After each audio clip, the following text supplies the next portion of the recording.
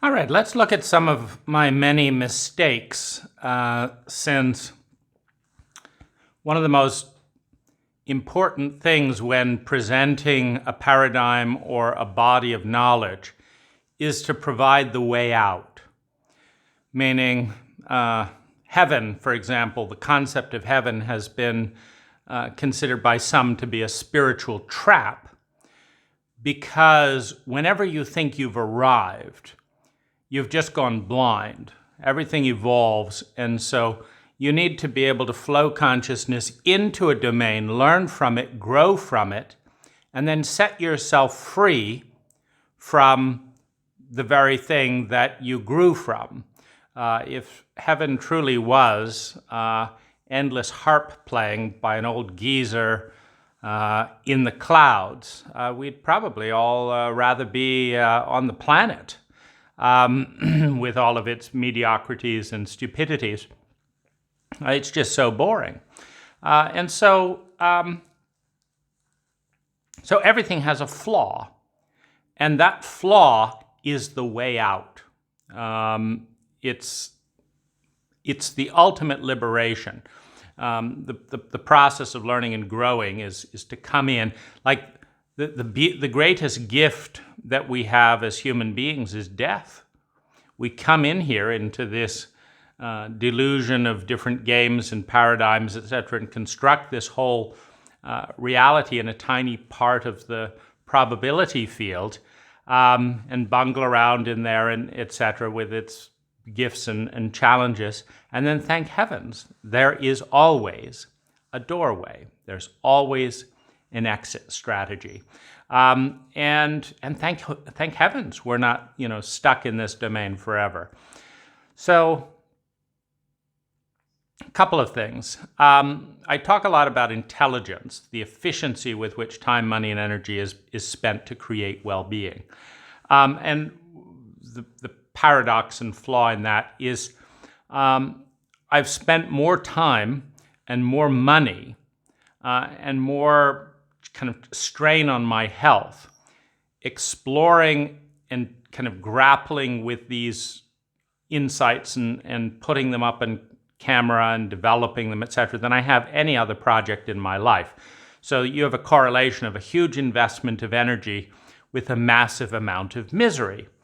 And so, clearly a disconnect. And I look at my role model, meaning the person who's my biggest inspiration in this entire period is Elon Musk, starting a number of businesses using first principles physics to redesign things from the ground up with the goal of facilitating sustainable humanity. That's the paradigm. And he talks in some of his interviews that starting a company, particularly starting 3 companies at the same time in such difficult and challenging arenas, is like eating glass and staring into the abyss. And I've read Elon's 30-hour biography by Ashley Vance, and one of the things that becomes clear is that highly abused and traumatized individuals have a very high pain threshold because they've been forced to develop a high pain threshold through sadistic parenting. And when you have a very high pain accumulation, when you've accumulated a high dosage of pain and violation, there's either a sense of nihilism and meaninglessness, or you have to construct a purpose and a vision for reality that is so magnificent, so monumental, that it gives meaning and puts the pain in a healthy perspective. Now, every single system in human consciousness has some degree of pain to it. And what we look for is a high yield on investment.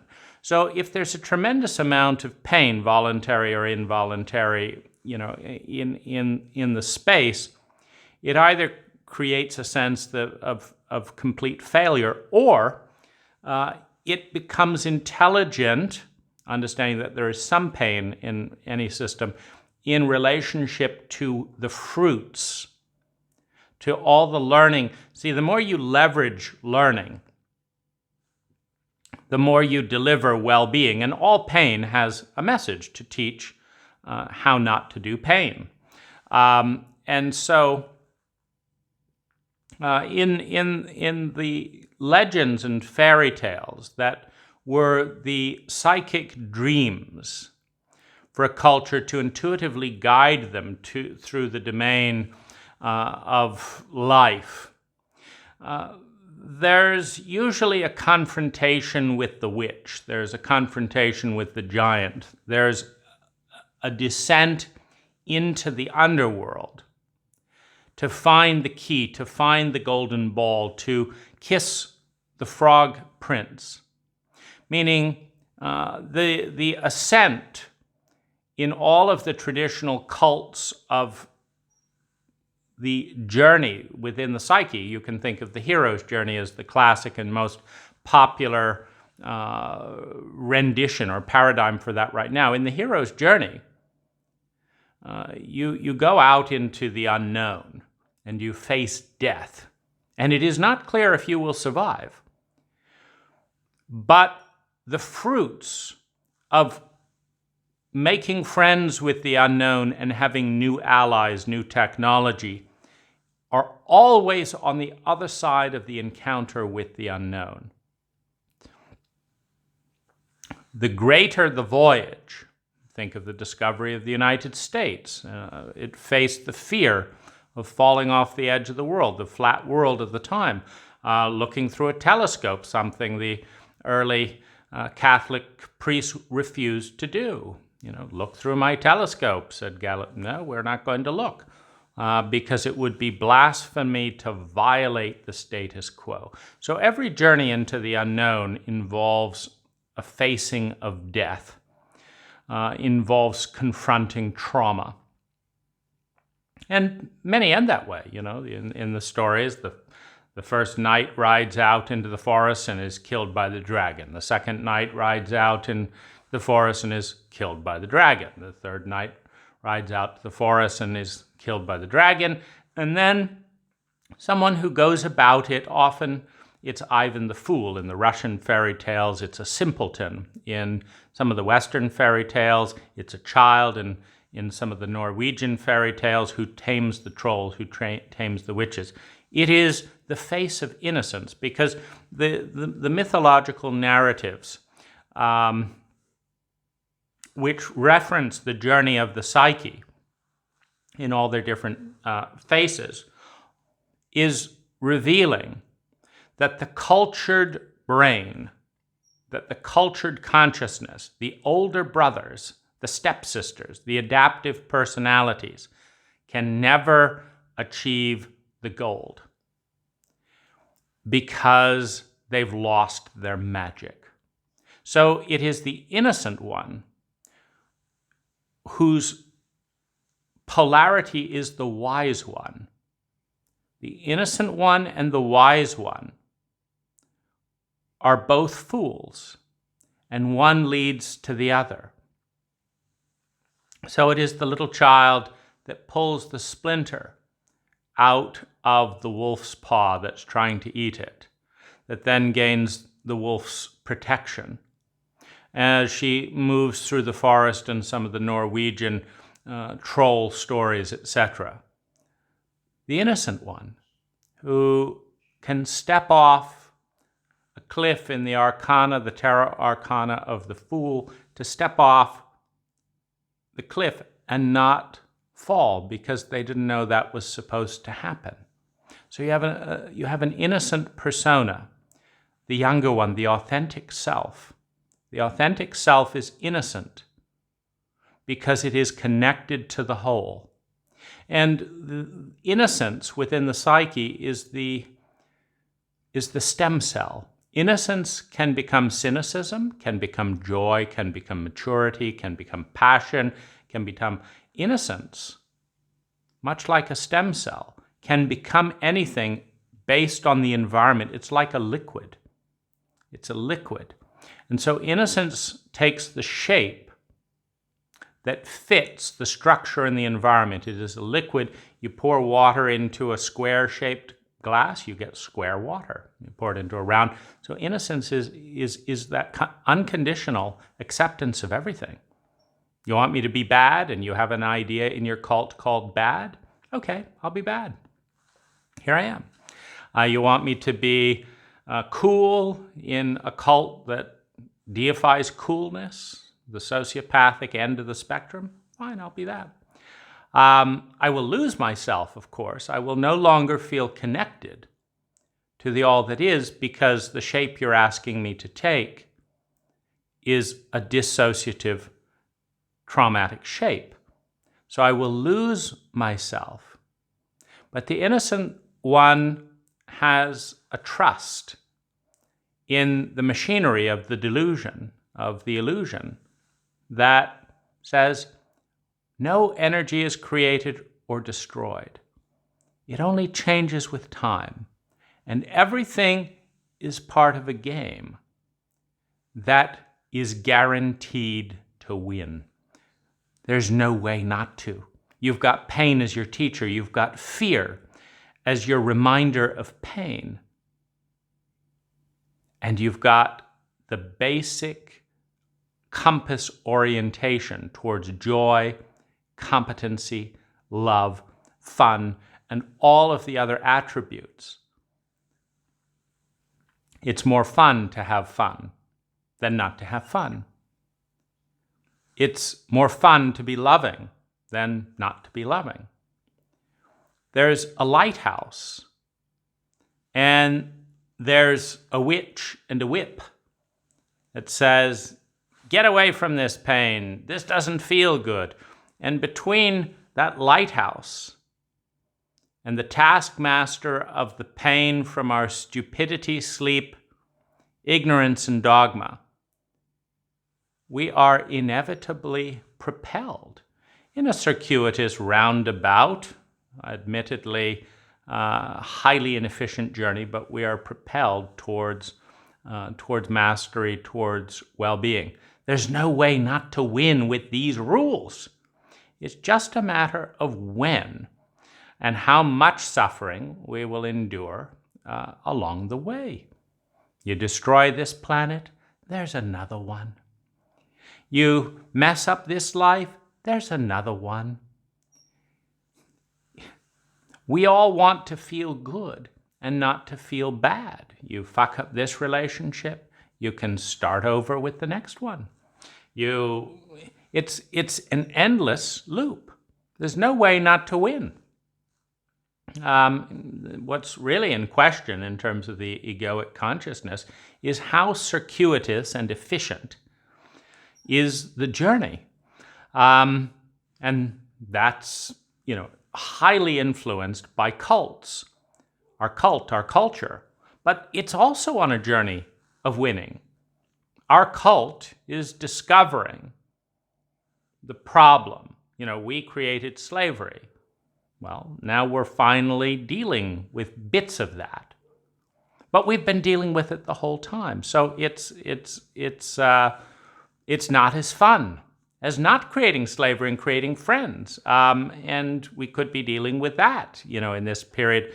But it's a different probability field that requires, as Einstein says, it takes a higher level of consciousness to solve the problem that you created with a lower level of consciousness. The level of consciousness needed to create a problem is not the level of consciousness needed to solve the problem.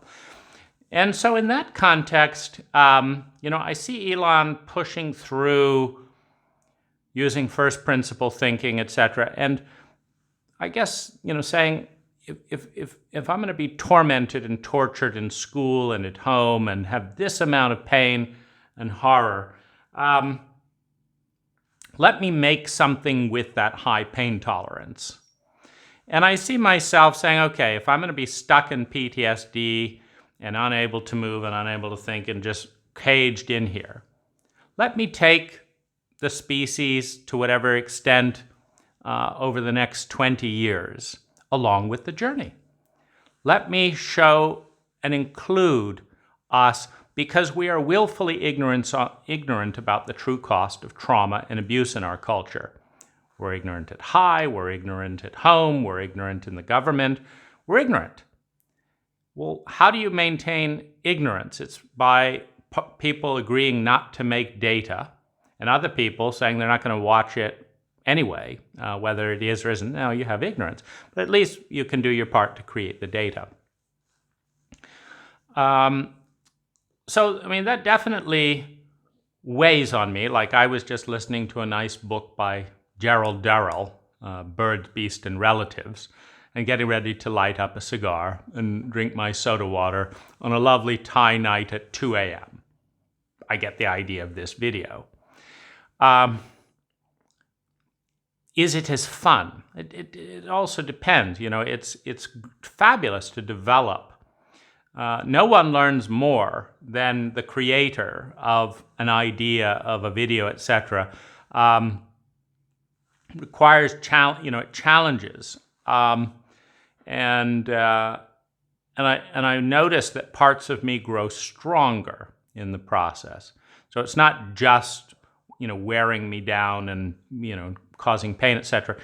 Parts of me get stronger and stronger, more and more confident in certain domains with experience. So there's an asset being honed, just like bodybuilding. It's only mental, emotional conditioning. There's also, so I guess in summation, this is a long bet. It's a bet that perhaps in the 6-year range to 20-year range pays big dividends, not necessarily for myself. But since my biggest pain and frustration living as a human being on this planet is measuring the crude, ignorant inefficiencies of the cult protocols that guarantee massive amounts of unnecessary suffering, since that is one of my biggest frustrations and pains, not doing anything about that aggravates me. And so, we'll have to see how effective it is. I see, and there's another kind of thing to this. Obviously, I'm doing a lot of pushing, particularly in the earlier months and years, a tremendous amount of fear and blame and hate and pushing, like, I hate that, and that's not good, and that's bad, and you did this, and you have a lot of pushing away. And if you think of the process of the species right now, returning to psychedelics or transcendent consciousness after a barbaric sociopathic suppression that has seen millions of people arrested, terrified, families broken up, to stop the rupture in consciousness. And if we look at even within the microcosm of the incident with Peter, within 3 hours, I'm communicating transcendent things that go beyond Peter and High's current comfort level for change. So they start to pull in and sabotage, much like the US government sabotaged the 60s, because we're afraid of the unknown. And so then you have the sociopathic and irrational and unethical ganging up to shut that change agent down. And it does severe damage to deal with trauma being thrust into that domain, the kind of trauma you get when your therapists say, this isn't our issue, we're not going to help you, we want you to cover this up and focus on our agenda when your life is at stake due to our professional negligence. That's a pretty high dose of sociopathic, narcissistic message to a birthing self. Just like being invaded and having your kids your door knocked down and your father taken away from the family for smoking pot is a pretty sociopathic response. And so you see the fractal pattern at the small level and at the top level. And we can see this panic within the ego structure itself at a personal level when an inspirational change it starts to emerge that feels transcendent, and the fear-based parts of us say, no, we tried to be kind to other people before and we got run over, and shut that thing down. This is not a change welcome in my life. I finally got my life together, and I'm doing a job I hate, with someone I can't stand, but I'm holding it together with all this control and cut it with the fancy ideas and idealism and bullshit like that. It doesn't work, and we're not buying it. And so this happens at an individual level, it happens at a family level, it happens at a group level, it happens at a national level.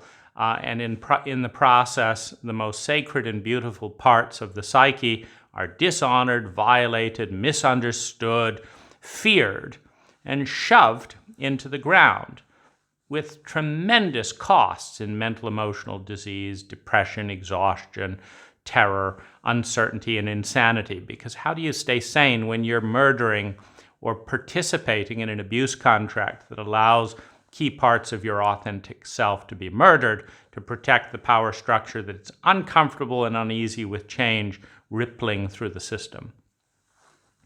And so in a very large way, this descent, unwelcome, violent, traumatic, terrifying, and confusing, this descent into the cult's shadow, into my own shadow, into my own childhood wound, thrust there by the dishonor of my therapist, my community, the room of love, etc. You can't get any more crazy than that. Thrust into that is the facing of death and the confrontation with the unknown, which, when we are completely culturally illiterate about that domain, it would be one thing if we told our young people at age 10, 11, and 12, you're going to have to break free of all of the stupidity, cruelty, and insanity of our cult. And the way is going to be through some kind of a shock or rupture, etc. Something's going to break for you at some point because it needs to for our cult to evolve. And you're going to need to rebel and throw this aside. Because there's some part of this cult that's trying to kill, to murder, to rape the femininity in you, what's good in you, what's healthy in you. And we all wear the mask in this cult of the betrayer, of the abandoner, of the sociopath that's trying to kill what's best in you. And that's going to take you down into the dark place, into the wound, into the shadow, into the realm of Hades, if you're in the mythology. But you see, in the more complex and intelligent cosmologies, we've superimposed the kind of good and bad. There was polarity. There was polarity in the light and the darkness, but they functioned as an integrated ecology. And as in the story of Iron John or some of Marion Woodman's work, the golden ball is inside the cage of the wild man. The prince is inside the frog. The key is at the bottom of the well, or the freedom is in the abuser, the parent, the cult, the teachers. It's in their domain. And you have to go down and deal with this stuff and find the gold that was taken in the partition of the splintered self and the disowned self to come back and create a more complex rendition of an imperfect whole than the current status quo. And that is a journey that might take 7 to 10 years in any healthy growing process, and it could be incredibly graceful and playful and include drama and narrative and mythology and role-playing. It could be done consciously as partners. But there is a moment as part of the initiation into adulthood of being willing to face death, to venture into the unknown and reclaim a treasure that is otherwise inaccessible. And that is something that must be done alone in the outer world, which initiates us to the fact that we are not alone on the inner world. We have unseen friends, we have guides, that we do not meet until we face death completely alone in this dimension, only to discover we are not alone in that dimension. As we step into the inner world and face the death of the ego, we go from complete loneliness and isolation on the outside, as we go through an initiation, to an explosion, to awakening to the circle of love, healing, grace, truth, beauty on the inside. The death of the body is the birth of the psyche. The death of the psyche is the birth of the body.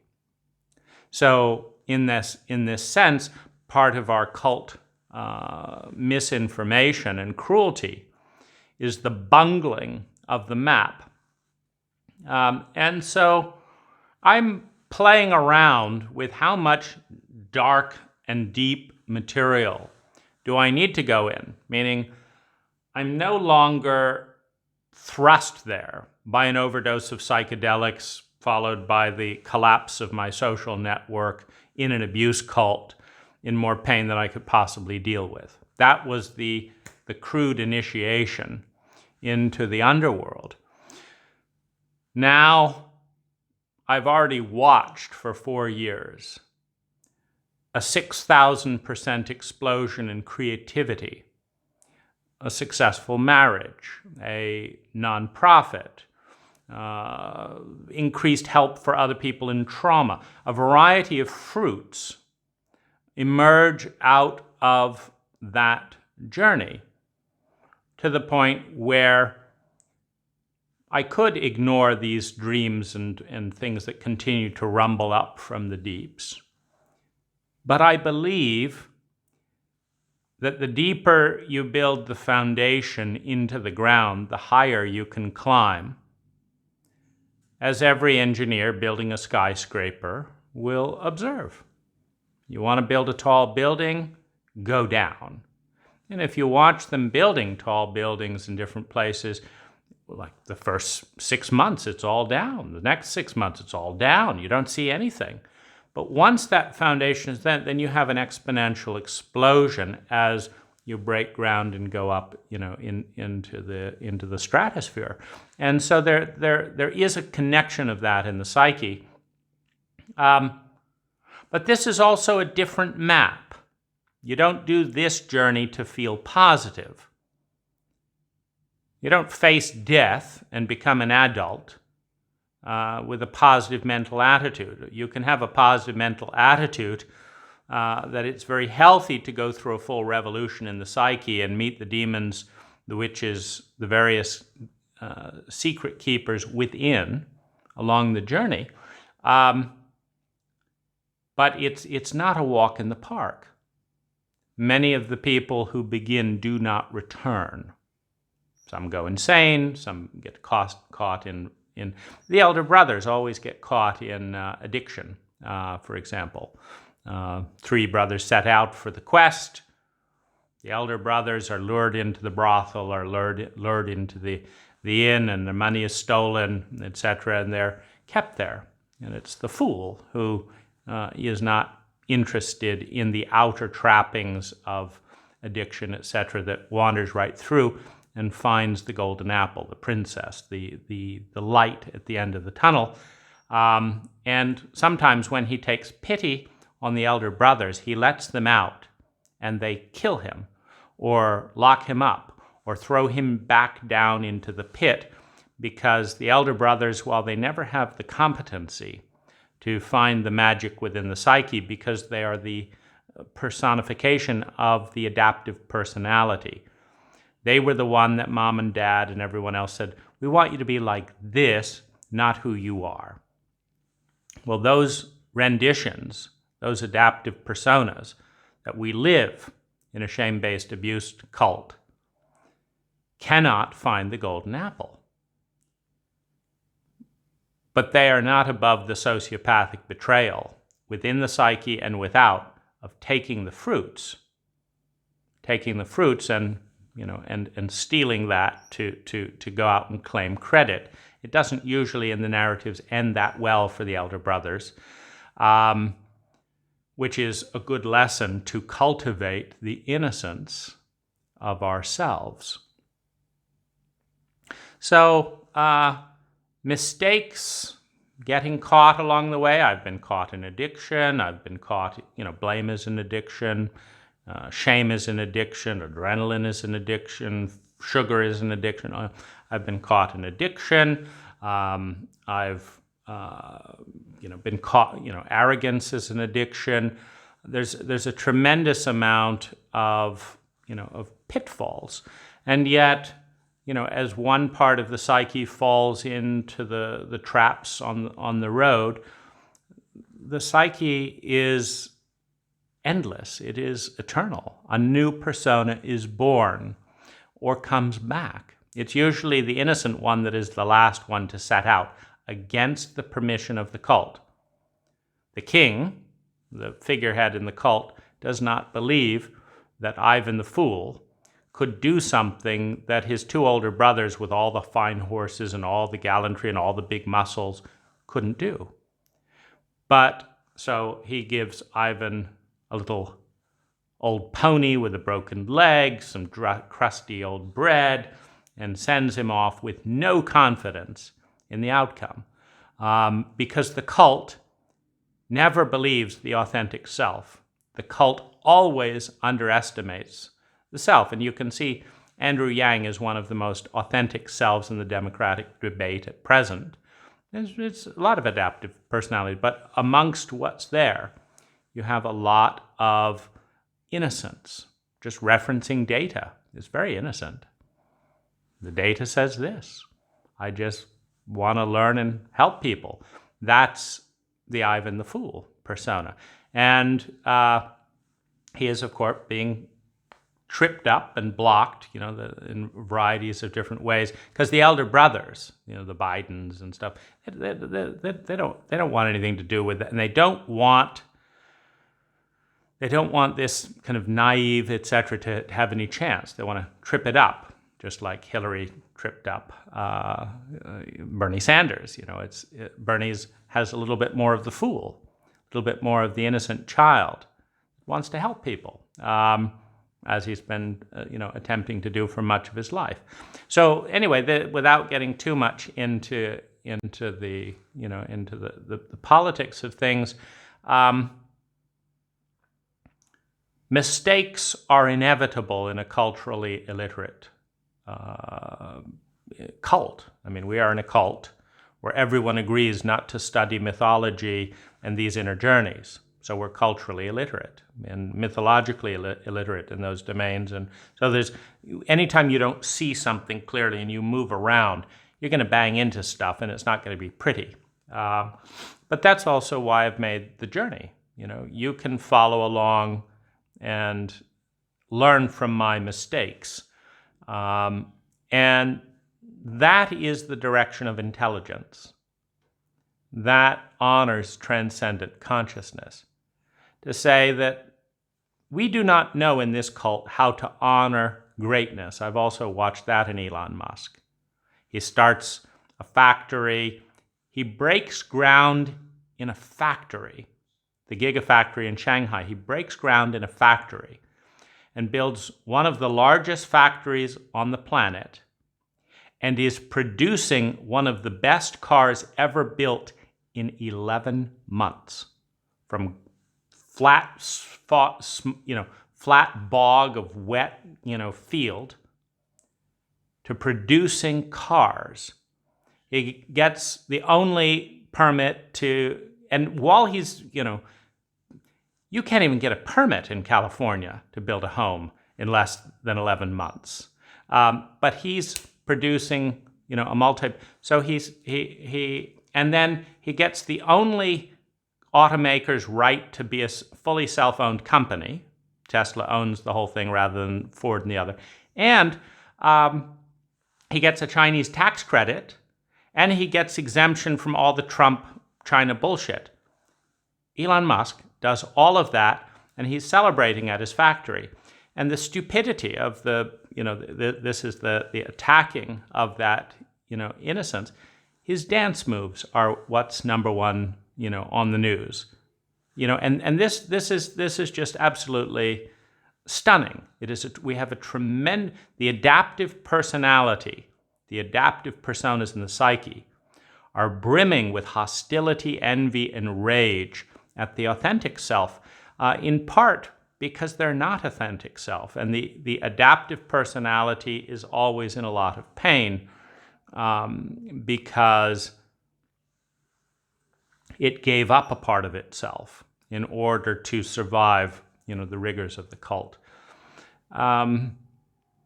So obviously not a direct path from light to light in this journey, but perhaps all the more important because of that. And then we'll have to see what other mistakes I make along the way, because I'm sure they will be many. But again, if we learn from them and honor the terrain, it's not a mistake. And the game that's being played for is more educated therapists, more truth-telling among therapeutic clients and trauma survivors worldwide, a healing of sexual abuse and awareness and gathering data of what does and doesn't work, a global network of activism, models for reforming corrupt power structures, a healthy human awareness institute, or something new being born out of its ashes. That's the game. Is that worth 7 years in the underworld? Well, most of the mythologies require that. The fool goes down into the underworld to get the 3 princesses, and he sends them up, and the older brothers pull up the gold out of the underworld, and then they cut the rope so that the youngest brother falls down, and he stays down there for 10 years, 7 years, 10 years, learning to play, learning to connect with the underworld. And when he comes out of that underworld, there are allies present. It's a transcendent state. There's a different human being. Something was initiated. Something that was lead has been turned into gold. Not by the light of the cult, but by the nurturing darkness of the underworld. And that's worth reflecting on as we each consider how to navigate our lives.